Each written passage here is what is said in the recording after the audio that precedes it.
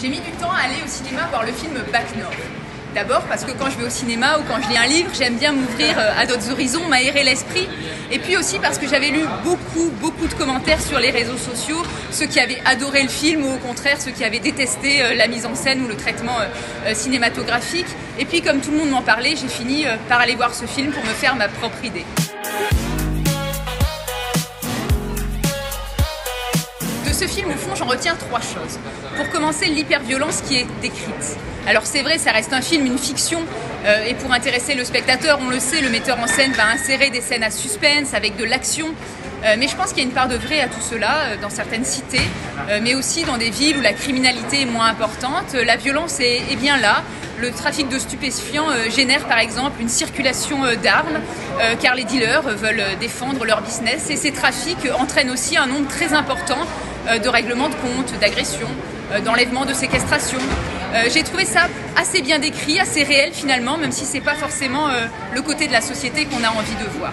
Ensuite, ce film clairement fait réfléchir sur les trafics de stupéfiants, sur la menace qu'ils représentent pour la République.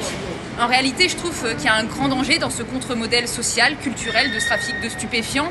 C'est tout un nouveau socle de valeurs qui est mis en avant, l'ascension sociale par le crime, le rejet de l'autorité, l'argent facile, la recherche du moindre effort.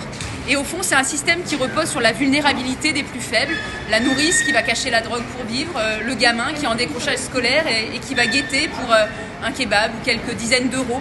Ce modèle, clairement, insiste aussi sur la corruption, l'économie souterraine, et il rejette les fondements égalitaires et solidaires de notre démocratie. Et enfin, bien sûr, cela interroge sur notre pratique policière, en particulier le traitement des enquêtes contre la grande criminalité, même si le film ne relate pas à proprement parler l'affaire de la Bac Nord de Marseille qui a secoué notre institution il y a quelques années. Cela met en lumière l'importance de suivre les règles internes qui sont établies, notamment dans le traitement des informateurs, des indices, des sources humaines.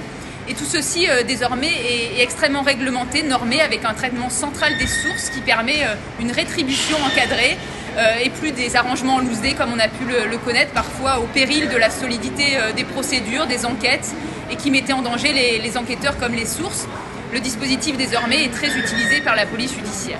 Et je pense que tous ceux qui se prévalaient à l'époque du principe de simplicité, d'efficacité des procédures, sans se soucier finalement des règles de déontologie, ont bien compris que ce temps-là était révolu. Et oui, on peut lutter autrement, en rassemblant nos efforts collectifs, en agissant avec acharnement, efficacité, mais toujours dans le respect de la loi.